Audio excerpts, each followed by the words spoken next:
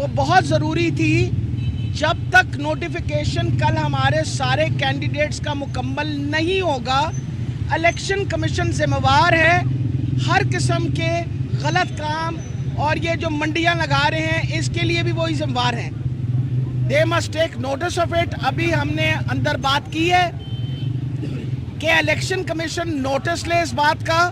वजह यह है कि अगर ये लोग जिनको डी सीट किया था, इलेक्शन कमीशन इनको ताहयात डिस्क्वालीफाई कर देता ना, तो कभी किसी ने जुर्रत नहीं करनी थी दोबारा ख़रीदारी करने की।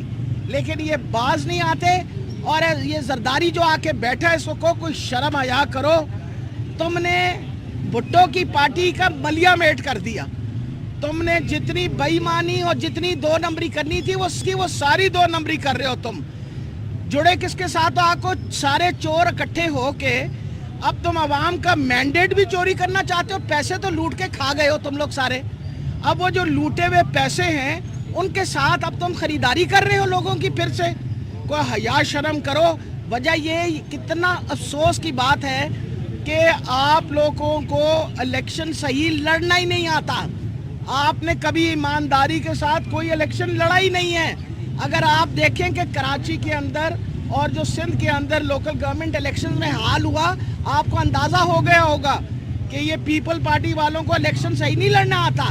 और ये जरदारी का आज यहाँ बैठना और उसके ऊपर सनाउल्लाह का ये कहना, ये इससे ज़्यादा तकलीफ दह चीज़ नहीं है जमहूरियत के लिए।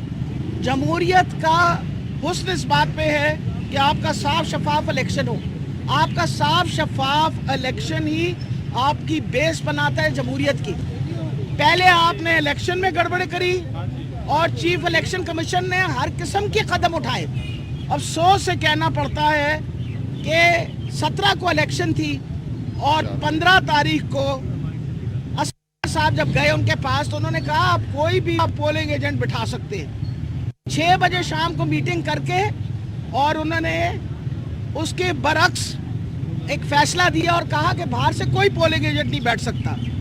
उस लॉ और रूल के मुताबिक हम कोर्ट में 16 तारीख को गए और हमें 3 बजे हाई कोर्ट ने उस वक़्त हमें आपको पता रिलीफ थी।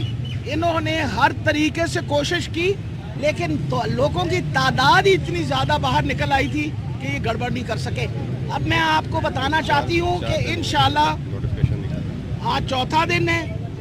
उम्मीद है कि कल सुबह अभी मुझे इन्होंने रीअश्योर किया है कि जी कागज़ सबके जमा हो गए हैं, हम कल सुबह नोटिफिकेशन करेंगे।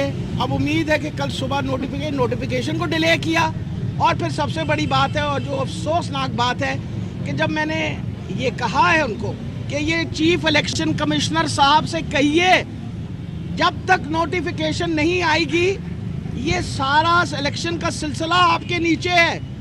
आप ये जो मंडी लगी हुई है, ये ऐसी मंडियों का कब नोटिस लोगे तुम और कब तुम नोटिस भेजोगे? इस वक्त ये जो तमाशा यहाँ बना हुआ है, ये मैं बता दूँ, आज मैं सारे लाहौर को कह रही हूँ आप सारे निकलो 8 बजे लिबर्टी मार्केट में, लिबर्टी चौक के ऊपर हम एहतजाज करेंगे।